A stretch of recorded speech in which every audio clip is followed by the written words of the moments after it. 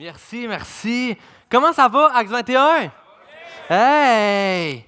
Merci. Est-ce qu'on peut donner une main d'appréciation à l'équipe de louange, à Thibaut et aussi à toute l'équipe pastorale qui fait une job incroyable. Vous êtes une belle église. Aussitôt que j'ai mis le pied ici ce matin, vous avez une belle église. Il y avait une joie, on sentait le Saint-Esprit. C'est une joie, c'est un privilège pour moi d'être avec vous ce matin. Et je pense qu'il n'y a pas grand monde qui me connaisse. Je pense pas, OK? Fait que je vais me présenter. J'ai été présenté, Benjamin Guy, oui, ça on le savait. Je suis un bon ami d'Alexandre Leclerc. Y en a-tu qui le connaissent? Alexandre Leclerc, il est déjà venu prêcher quelques fois. Ils m'ont dit, tu vas voir, c'est du monde de région. Tu vas connecter avec eux autres parce que moi, je suis un gars qui vient de l'Abitibi. Quand même loin, ça, OK? L'Abitibi, c'est quand même loin. Puis vous l'avez probablement déjà vu avec mon accent. Moi, je viens pas de Montréal, OK? Moi, j'ai grandi dans le bois avec des machines, avec des 4 roues, des skidoo, des motocross, avec la pêche. Y en a-tu qui aiment les machines ici? Y a-tu des gars de machines ou des madames de machines? C'est ça, il y en a une couple, là. Puis quand j'étais petit, j'avais 10-11 ans, mes parents, ils me laissaient aller dans le bois avec mes bottes de pin, mes bottes de pluie pour les Français, avec ma carabine à plomb pour aller chasser des perdrix pour ramener le souper. Heureusement, ma mère préparait toujours quelque chose parce que je n'ai jamais rien ramené. Mais au moins, c'est le fun. Au moins, c'est le fun, OK? Et à l'âge de 18 ans, j'ai quitté mon village paisible d'enfance pour probablement aller dans la plus belle ville du Québec, Longueuil. Je ne vais rien dire contre Longueuil, c'est une petite blague ici. Je suis allé à Longueuil, j'ai fait mon bac à lauréat en théologie, en fait mes cours bibliques, et aussi j'ai étudié à l'Université de Sherbrooke pour un cours comme intervenant en soins spirituels. En fait, c'est quoi? Un petit peu comme un aumônier. Et entre-temps, je me suis marié. Il va y avoir une photo qui apparaît à l'écran. Ma femme, Laura, et ma petite fille, Everly. Ça fait quand même déjà quelques temps parce qu'aujourd'hui, elle a une grande bedaine, puis j'attends une autre petite fille entre là et 2 semaines. Donc, donc priez, s'il vous plaît, que ça n'arrive pas tout de suite, OK? Parce que... Et maintenant... On est déménagé en juillet à Saint-Jérôme pour rejoindre l'équipe pastorale à l'Église M, une super de belle église. Donc, si jamais vous passez dans le coin de Saint-Jérôme, venez nous faire un petit coucou. Et il y a 10 secondes, je vous disais que j'avais une petite fille, Everly, elle a 3 ans, OK? Et 3 ans, c'est beaucoup l'époque de, je trouve, on négocie beaucoup. Puis là, il y en a qui disent, moi, dans mon temps, on ne négociait pas avec les enfants. Moi, je le fais. Non, mais c'est vrai, c'est quand même plus facile, hein? Si tu vas ranger ta chambre, si tu ranges tous tes jouets, on va pouvoir écouter un bon film. Fait que là, elle se dépêche, elle ramasse tout. Puis là, elle vient s'asseoir dans le divan. Puis là, moi, je passe Seigneur des Anneaux version longue. Ou sinon, mange toute ton assiette, puis tu vas avoir le droit à un dessert. Et il y a quelques mois, je suis allé à l'épicerie avec, puis elle était dans le panier. Puis là, elle étire son bras, elle pogne un sac de bonbons. Elle me dit, « Papa, je veux des bonbons, s'il te plaît. S'il te plaît, je veux des bonbons. » Là, moi, je sors mon sel. Je commence à la filmer. Je dis, OK, papa va faire de quoi avec toi, OK? Parce que je la parle comme si elle avait 16 ans, mais elle en a 3,5. Là. On va faire de quoi ensemble? Si papa t'achète les sacs de bonbons, OK? Oui. Si papa t'en achète, à 17 ans, papa, il ne paye pas tes études. Fait que là, on fait ça? OK. Fait que là, c'est filmé à 17 ans, je vais te la remettre d'en face. D'accord? C'est ça le prix à payer. Et c'est le titre de mon message ce matin. N'oublie pas le prix à payer. Et pour ce faire, on va regarder ensemble dans un texte qui se trouve dans Genèse, chapitre 25. Et un petit contexte rapide. Abraham, un de ses fils, va s'appeler Jacob. Jacob va s'unir, va se marier à Rebecca.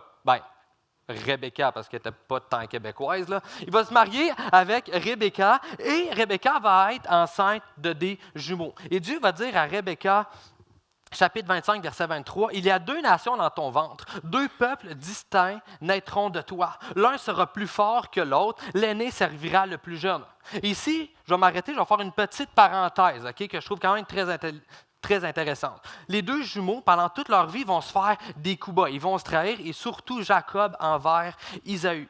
Et comme Dieu avait dit à Rebecca, ses 2 fils allaient devenir 2 peuples distincts. Jacob va devenir les descendants du peuple d'Israël, le peuple choisi par Dieu, le peuple par alliance. Et Isaü va donner naissance au peuple édomite. Jusque-là, ça va? Et quelques centaines d'années plus tard, alors que le peuple d'Israël sort de 400 ans d'esclavage d'Égypte pour se rendre dans le pays promis, le pays de Canaan, ils vont devoir passer par le pays des Édomites. Mais les Édomites vont dire pas vrai, vous allez passer, vous autres. Fait qu'ils ont obligé à faire un grand détour. Et plusieurs fois dans la Bible, on remarque que les Édomites vont commencer à s'opposer au peuple d'Israël. Et quelques siècles plus tard, si on va à Jésus, le roi Hérode le Grand, lui, qui historiquement, vous n'allez pas le trouver dans la Bible, mais historiquement, il est issu du peuple édomite. Il va tenter de faire quoi? Il va tenter de faire tuer Jésus, qui est de la lignée de Jacob. Wow! Je refais la parenthèse. Ça rajoute absolument rien à la prédication, mais je trouvais quand même que c'était important et intéressant de vous mentionner ce que j'avais trouvé dans mes petites recherches. On continue le texte. Verset 24. Lorsque fut arrivé le moment de l'accouchement, il n'y eut plus de doute. Rebecca avait des jumeaux. Le premier qui sortit était roux. Il était couvert de poils comme d'un manteau et on l'appelait Isaü. Moi, je pense qu'il ressemblait aux Ewoks dans Star Wars. Là, les petits bébites, là. On continue. Après lui sortit son frère. Sa main tenait le talon d'Isaü et on l'appela Jacob. Puis on pourrait lire ces versets-là et se dire, c'était-tu tant nécessaire d'avoir les détails de l'accouchement? On aurait comme pu laisser ça à Rebecca. Mais en fait, non, parce que ça vient mettre la table à la suite du récit. On continue. Les 2 garçons grandirent. Isaü devient un habile chasseur qui aimait courir les champs. Jacob était d'un caractère paisible et préférait se tenir dans les tentes. Isaac, le père, avait une préférence pour Isaü, car il appréciait le gibier. C'est le fun, ça. Tandis que Rebecca préférait Jacob. Un jour que Jacob, reste avec moi, un jour que Jacob préparait un potage, Isaü revient de la chasse, très fatigué. Il lui dit, « Je n'en peux plus. Laisse-moi vite avaler ce potage roux. » C'est pourquoi on l'a surnommé Édom, c'est-à-dire roux. C'est le fun, la Bible. Isaü déclara, « Je vais mourir de faim. À quoi me serviront mes droits de fils aîné? » Jacob reprit, « Jure d'abord. » Alors Isaü jura qu'il lui céda ses droits de fils aîné, et Jacob lui donna du pain et du potage aux lentilles.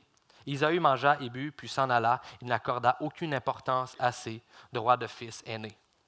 Et mon premier point ce matin, c'est dans un moment de faiblesse. Dans le texte, on a vu que le plus vieux va vendre son droit d'aînesse au plus jeune Jacob.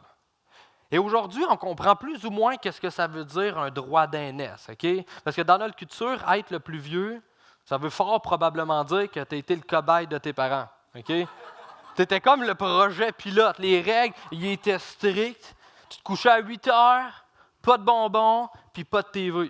Puis là, si tu as eu des petits frères ou des petites sœurs, eux autres, ils mangeaient des bonbons à 9 h le soir en écoutant Netflix avec tes parents. T'es comme, ça a donc bien changé, les règles. Mais à l'époque, c'était beaucoup plus intense et important que ça.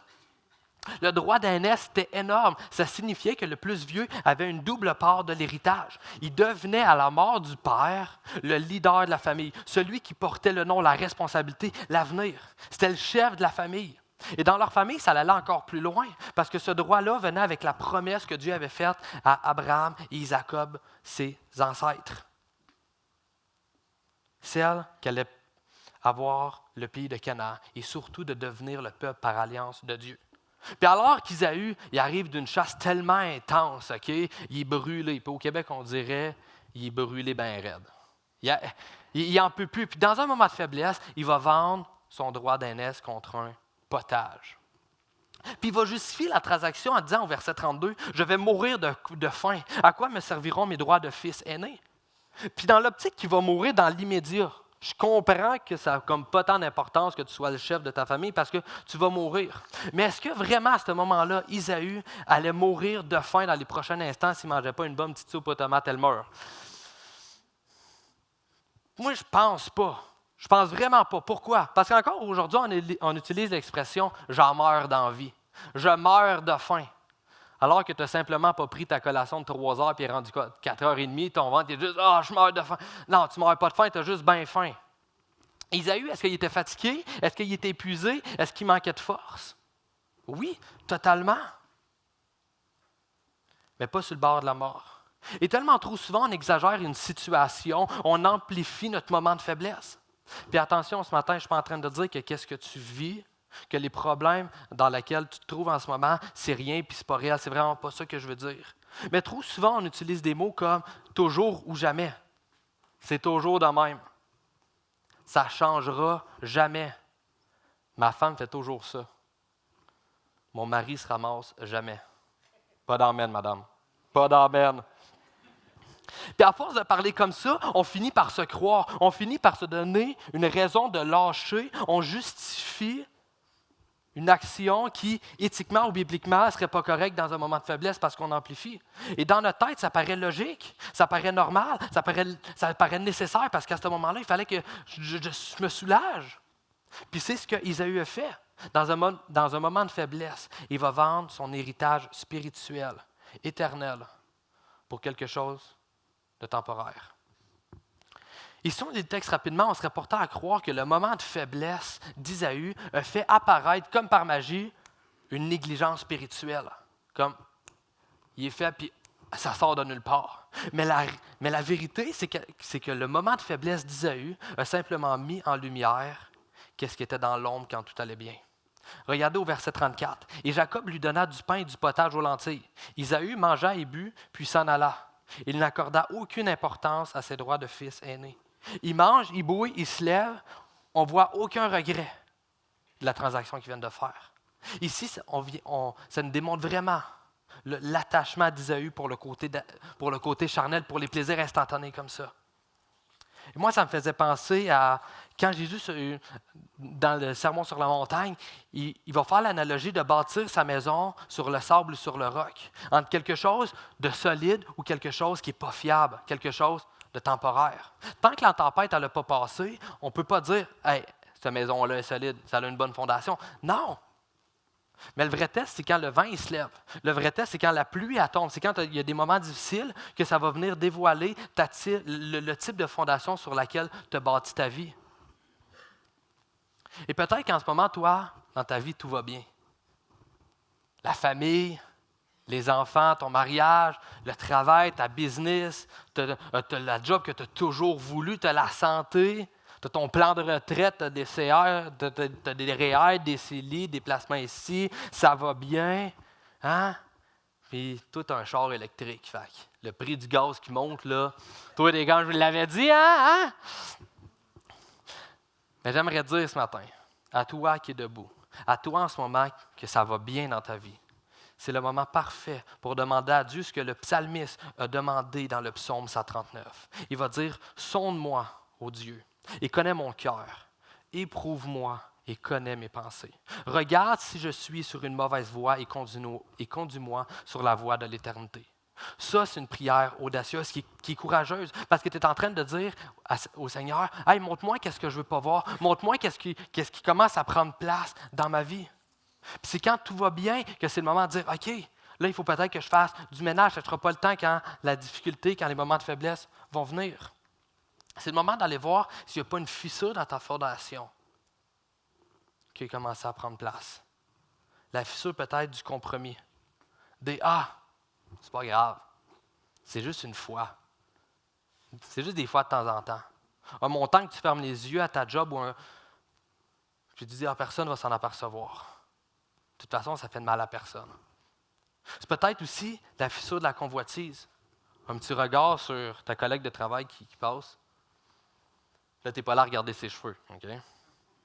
Du contenu peut-être de plus en plus explicite qui commence à prendre place sur tes réseaux sociaux. Des vidéos que tu regardes, c'est pas grave. Mais des fois, c'est peut-être la fissure des paroles que tu laisses passer. Des petites critiques comme ça. Hey, non, t'as vu ça? Hein, des petits jugements, des petits murmures. Hey! Du sarcasme. Hey, t'as-tu vu elle, hein? Puis des fois, c'est la fissure des mauvaises priorités, du scrollage, vérifier 10 fois, 15, 20 fois par jour. Ta cote en bourse, t'es rendu où, mes placements, tout ça. Passer des heures à patenter dans le garage. Puis même aussi, des fois, la famille peut venir prendre toute la place. Entre les enfants, les activités, les horaires surchargés. Puis attention, toutes ces choses, je ne suis pas en train de dire qu'elles sont mauvaises en soi. Et j'ai une famille, il faut en prendre soin. C'est tellement précieux, c'est un cadeau de Dieu. Puis attendez dans le garage aussi. OK? Je ne suis pas contre toi, OK? Parce que je sais que Paul là, parce qu'on a eu une tempête, mais probablement dans le prochain mois, tout le monde va venir te voir pour que tu changes leurs pneus d'hiver parce que tu ne coûtes pas cher. OK? Puis je ne suis vraiment pas contre ces choses-là. Mais le problème, c'est quand des bonnes choses viennent prendre la place de Dieu. Ça vient créer des fissures dans ta fondation. Puis la vérité, c'est que ces fissures-là, comme j'ai dit tantôt, ça ne paraît pas tant que ça. Ça ne fait pas trop de dégâts quand ça va bien. Mais quand la tempête va arriver, quand tu vas avoir un moment de faiblesse comme Isaïe, ce qui était caché, ce que tu gardais pour toi, caché, va maintenant venir faire ressortir le pire. Peut-être le compromis que tu tolérais dans la tempête va se transformer en abandon de tes principes, de tes valeurs, puis qui va te détourner de Dieu. La convoitise, le petit regard que tu jetais quand ça allait bien, dans un moment de faiblesse, va se transformer peut-être en adultère, un désir incontrôlé, puis qui va t'apporter à vivre dans le mensonge. Les paroles que tu laissais aussi peut-être échapper, dans un moment de faiblesse, ça va peut-être devenir des paroles que tu vas regretter. Des paroles qui vont détruire des relations, ta famille, ton mariage, tes enfants. Et si on avait la possibilité d'aller voir les fondements d'Isaïe, avant son moment de faiblesse, on aurait remarqué que sa vie était bâtie sur des choses charnelles, les circonstances terrestres. Et en plus de ça, son frère Jacob, lui, il n'est pas mieux. Okay? Là, je parle beaucoup d'Isaïe. Il ne va pas tant rentrer avec Jacob, mais son frère Jacob, il n'est pas tant nice non plus. Là, hein? Il ne va pas aider son frère à prendre une décision sage et réfléchie. Vraiment pas. Regardez ce qui est écrit au verset 33. Jacob reprit. Jure d'abord. Alors Isaïe jura qu'il lui cédait ses droits de fils aîné. Jacob, ici, il demande une action immédiate. C'est là. Jure, jure, vas-y, je te donne la soupe, jure. Puis la société, pareil aujourd'hui, on veut tout de suite. On veut une action immédiate.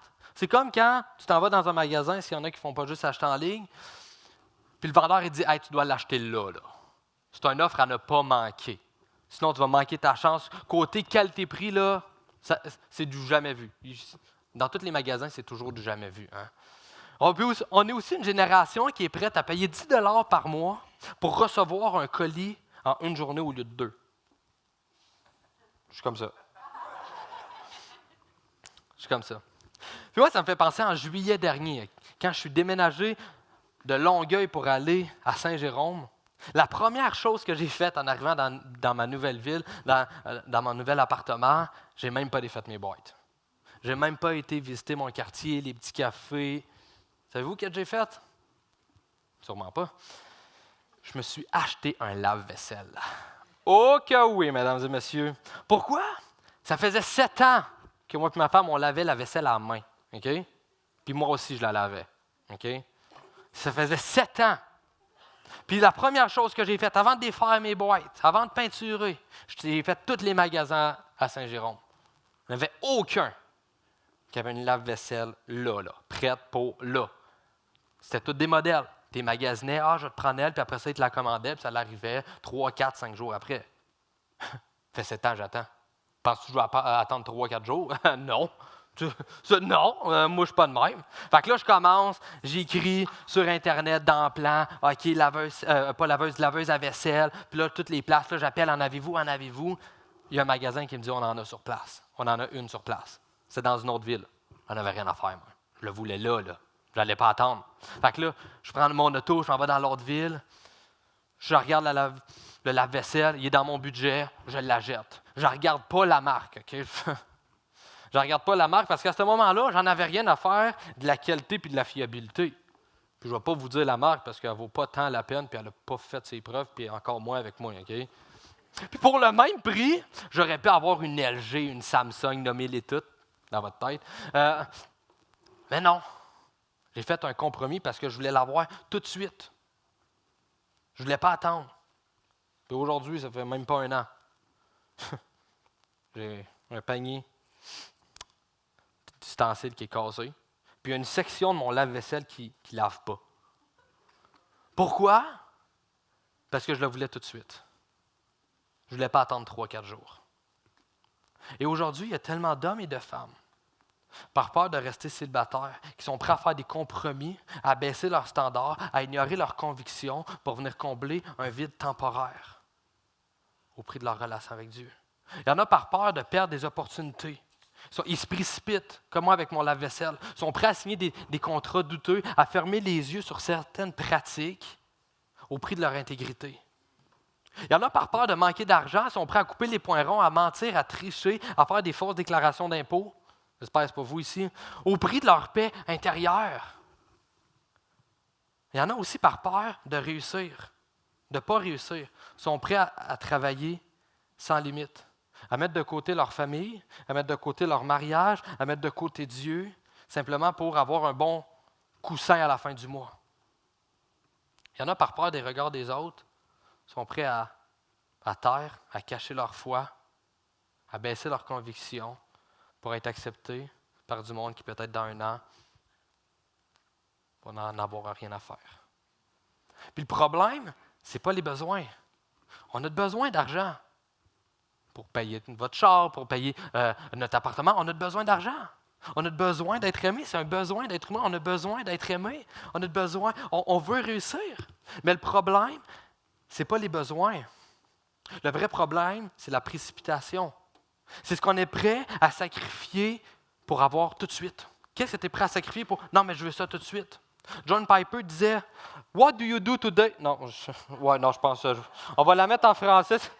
Ça a mal sorti, ça.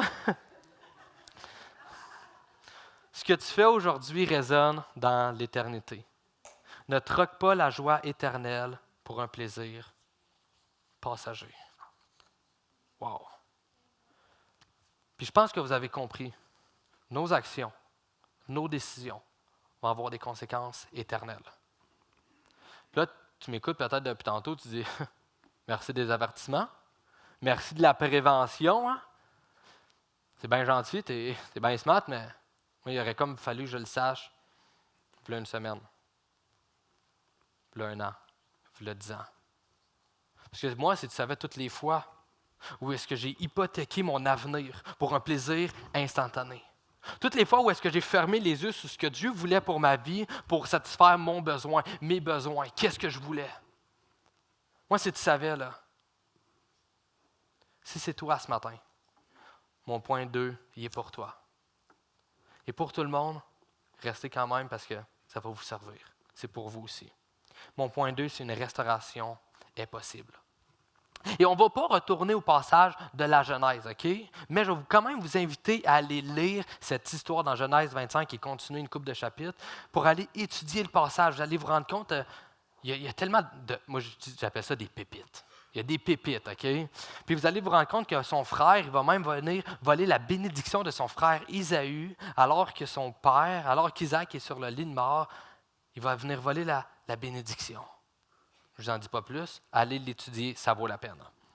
Mais là, on va tourner dans Luc 15. Okay? Alors que Jésus il est entouré de personnes, okay? Il est entouré de collecteurs d'impôts, des personnes avec des mauvaises réputations, des pharisiens, des gens extrêmement religieux vont commencer à reprocher à Jésus.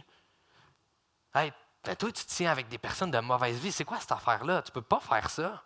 Puis Jésus il va leur répondre par une série de paraboles. Et une qui est extrêmement connue, c'est la parabole du fils prodigue. On va en lire quelques versets ensemble. Puis il poursuivit, ça c'est Jésus qui poursuivit, un homme avait 2 fils. Le plus jeune lui dit, « Mon père, donne-moi ma part d'héritage tout de suite, celle qui doit me revenir. » Et le père fit le partage de ses biens entre ses fils. Quelques jours plus tard, le cadet vendit tout ce qu'il avait reçu et s'en alla dans un pays lointain. Là, il gaspilla sa fortune en menant une grande vie, semblable à Ésaü. Quand il eut tout dépensé, une grande famille survint dans ce pays-là et commença à manquer de nécessaire. Alors il alla se faire embaucher par l'un des propriétaires de la contrée. Celui-ci l'envoya dans les champs garder les porcs. Le jeune homme aurait bien voulu apaiser sa faim avec des caroubes que mangeaient les bêtes. La nourriture, je pense que vous l'avez compris, mais personne ne lui en donnait. Alors il se mit à réfléchir sur lui-même et se dit, « Tous les ouvriers de mon père peuvent manger autant qu'ils le veulent, alors que moi, je suis ici à mourir de faim. » Comme on voit dans la parabole et dans l'histoire d'Isaü, Les deux, ils ont échangé leur avenir pour un moment d'opportunité, pour le ici et maintenant. Et dans la parabole, on voit que le fils vit les conséquences de ses actions. Il va s'occuper des cochons. Aujourd'hui, c'était comme, yes, c'est du futur bacon, c'est le fun. Mais à l'époque, OK, rappelez-vous, Jésus, il y en a avant de lui des Juifs. Puis les Juifs, le cochon, c'est un animal impur. Fait que travailler avec les cochons, c'est la honte totale, là. C'est le fond du bout, là. Tu ne peux pas descendre plus creux que ça. Et peut-être que toi, ce matin, tu te sens comme ça. Tu n'as tellement plus d'intégrité à cause des choses que tu as faites, que tu as de la misère à te regarder dans le miroir, tu as eu de la difficulté peut-être à te préparer pour venir à l'Église. Tu es peut-être le seul ou la seule qui sait qu'est-ce que tu as fait ou ce qu'on t'a fait. Puis tu essaies d'oublier. Mais il n'y a pas une journée qui passe qui te rappelle ce que tu as vécu ou ce que tu as fait. Tu as peut-être tellement négligé tes valeurs, tes principes, qu'aujourd'hui, tu ne sais peut-être même plus qui tu es. Puis j'aurais pu continuer tellement longtemps en donnant des exemples. Mais mon but ce matin, ce n'était pas de peut-être vous rappeler qu'est-ce que vous avez fait, mais de vous apporter à comprendre que votre histoire n'est pas finie. Amen. Puis voici pourquoi elle n'est pas finie. On va retourner dans la parabole. Il se mit donc en route. Ici, on parle du fils pour se rendre chez son père. Comme il se trouvait encore à une bonne distance de la maison, son père l'aperçut. Il fut pris d'une profonde pitié pour lui. Il courut à la rencontre de son fils, se jeta à son cou et l'embrassa longuement. Wow! Le fils lui dit, « Mon père, j'ai péché contre toi et j'ai péché contre Dieu et contre toi. Je ne mérite plus d'être considéré comme ton fils. » Puis la première intention de Jésus ici, c'est de démontrer l'attitude du Père quand il y a un de ses enfants qui revient à lui. Parce qu'une des paraboles avant, c'est la parabole de la brebis perdue, qui va laisser les 99 autres pour aller chercher elle qui était perdue. Et c'est dans le même contexte. Fait qu'ici, c'est pour nous démontrer l'attitude du Père. Et ce matin, j'aimerais dire que peu importe l'état de ton cœur, peu importe ce que tu as échangé pour vivre dans le ici et maintenant, j'aimerais te dire, tourne-toi vers Dieu. Tourne-toi vers notre Père céleste. Mets de côté, puis enlève ton orgueil, ta fierté. Demande pardon à Dieu pour tes péchés, pour la vie que peut-être que tu as vécue, pour les pensées qui ont pris place. Puis regardez la réaction du Père. Le texte ne dit pas qu'il est de même, avec la ceinture. Il ne l'attend pas, puis quand il arrive, il est comme, va te laver, tu sens le cochon. Non! Le texte nous dit que son père a de la compassion pour son fils. Il va courir vers lui.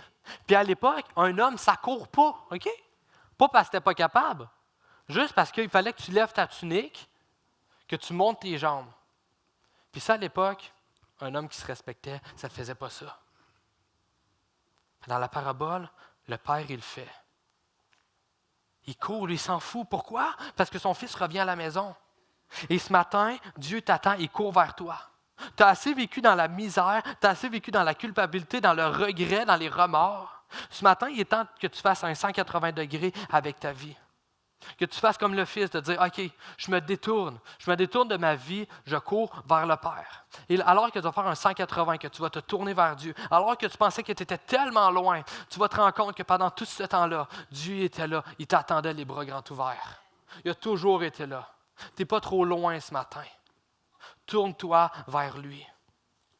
C'est comme après la guerre de sécession aux États-Unis. Quelqu'un a demandé à Abraham Lincoln comment il allait traiter les sudistes rebelles. En fait, ça c'était les habitants du Sud qui avaient tout quitté pour combattre contre le reste du pays. En fait, ils étaient vus comme tout le monde, ils étaient vus comme des traîtres. Et quelqu'un va demander au président, va dire, « Hey, tu vas faire quoi avec eux autres? Hein? » Puis il devait sûrement s'attendre à une réponse comme, « On va les battre, on va les faire travailler. » Mais regardez qu'est-ce qu'il va dire. « Je les traiterai comme s'ils n'avaient jamais été absents. » Wow! Imaginez si un homme a réussi à dire et à faire quelque chose pareil. À combien plus forte raison qu'un Dieu rempli d'amour, qu'un Dieu rempli de grâce ne peut pas faire la même chose pour toi qui t'es éloigné. Amen? Et je vais terminer avec ce point. Ta restauration est possible. Mais ta restauration, elle a un prix. Regardez ce qui est écrit dans Colossiens 1, verset 15. Le Christ est l'image visible du Dieu invisible. Et c'est cette partie-là. Il est le Fils premier, supérieur à tout ce qu'il a été créé. Dans ce verset, Paul n'est pas en train de dire que Jésus il a été créé, que c'est une créature. Okay? Allez l'étudier, puis vous allez vous rendre compte que ce n'est pas ça que Paul veut dire ici. Jésus a toujours été. Mais ici, Paul, quand on étudie, on comprend qu'il fait référence au fait que Jésus, c'est celui qui possède le droit d'aînesse sur toute la création. Souvenez-vous au début, quand je mentionnais les privilèges du droit d'aînesse. Tu devenais le leader de ta famille, celui qui portait le nom, la responsabilité. C'est toi qui avais l'avenir de la famille sur tes épaules. Maintenant, applique ça à Jésus. Lui qui était au ciel, lui qui était rempli de gloire, lui rempli de louanges, rempli de richesses éternelles, que toute la création y était soumise. Il a quitté les cieux pour venir sur cette terre en tant qu'homme. Il n'a jamais laissé son droit d'aînesse de côté. Il ne l'a pas vendu. Jésus n'a jamais vendu son droit d'aînesse dans des moments atroces, dans des moments difficiles. Il l'a toujours gardé, même quand il était faussement accusé, même quand on l'a fouetté, même quand on lui a mis une couronne d'épines sur sa tête pour ensuite être crucifié. Il aurait pu à tout moment dire « c'est fini, je m'en vais, j'en veux plus, j'en peux plus, c'est trop difficile. » Il s'est accroché pour toi, pour moi. Pourquoi? Pas parce que tu le mérites, pas parce que je le mérite, mais uniquement par amour pour nous. Pour venir nous chercher, pour reprendre l'analogie de la parabole, pour nous ramener à la maison. Puis regardez dans la parabole qu'est-ce que le père va faire quand son fils revient. Alors que son fils est en train de dire « J'ai péché contre toi, je ne suis même pas digne », il va l'arrêter. Puis le père va dire, mais le père dit à ses serviteurs « Dépêchez-vous d'apporter la plus belle robe et mettez-la lui. Passez-lui une bague au doigt et des chaussures aux pieds. Amenez le veau que nous avons engraissé, tuez-le. » Si on continue, on va lire rapidement. Ils commencèrent à festoyer dans la joie. Ils seront contents. Le père, il demande qu'on aille chercher plusieurs objets extrêmement symboliques que je vous encourage encore une fois à aller étudier. Mais un que je veux voir avec vous, c'est la bague. Si on regarde, plusieurs commentateurs bibliques affirment que ce serait un anneau sagillaire qui servait à authentifier les documents et représenter l'autorité de la maison. Donc, quand le père demande qu'on aille chercher une bague et qu'on la mette à son fils, il est en train de dire à son fils qu'il restaure sa place. « Re-bienvenue à la maison. Je te redonne ton autorité que tu avais. » Et je vais vous inviter à fermer les yeux ce matin. J'aimerais te dire ce matin, prends ce moment-là. J'aimerais te dire ce matin que si tu te tournes vers Jésus, que tu lui donnes ta vie, que tu dis, je suis pécheur, je te demande pardon. Si tu t'approches vers Dieu, si tu te tournes, si tu fais un 180 dans ta vie, peu importe si c'est big qu'est-ce que tu as fait, ou même si c'est des petites choses, tu as besoin de tourner vers Jésus ce matin. Fais un 180 degrés. Puis alors que tu vas tourner vers Jésus, alors que tu vas lui donner ta vie, ton identité, elle ne sera plus pécheur. Ce ne sera plus tes dépendances, ça ne sera plus alcool, ça ne sera plus drogue. Ton identité, ça ne sera plus dans ta sexualité. Ça ne sera plus dans le nombre de personnes avec qui tu as couché. Dieu te dit, tu n'es pas ce que tu as fait ou ce que tu n'as pas fait. Des fois, ça c'est pire aussi. Tu sais qu'est-ce que tu n'as pas fait. Mais Dieu est en train de dire, tu n'es pas ça. Tu es mon fils, tu es ma fille ce matin. Tu es un enfant de Dieu. Tourne-toi vers lui. Lui seul peut te restaurer. Lui seul peut te restaurer. Au prix de sa vie, ça lui a tout coûté pour pouvoir te restaurer. Alors tourne-toi vers lui ce matin. Et alors que dans un prochain instant, on va juste reprendre des chants, on va juste louer, chanter. Je veux t'inviter, alors qu'on va chanter, alors qu'on va louer, à faire cette prière dans ton cœur, à dire, Seigneur Jésus, tu vois ma vie, je te donne ma vie, tu vois mes pensées, tu vois ce que j'ai fait, tu vois ce que j'ai pas fait, je les remets entre tes mains. Je te prie de venir m'apporter une restauration. Puis si tu fais cette prière-là, sincère, que tu l'acceptes comme Sauveur et Seigneur, la parole de Dieu nous dit que tu vas être appelé fils et fille de Dieu, que tu vas avoir un accès à lui. Alors qu'on va chanter, prends ce moment pour prier. Et Seigneur Jésus, je veux te remercier pour tout ce que tu as fait. Merci de nous avoir rendus libres.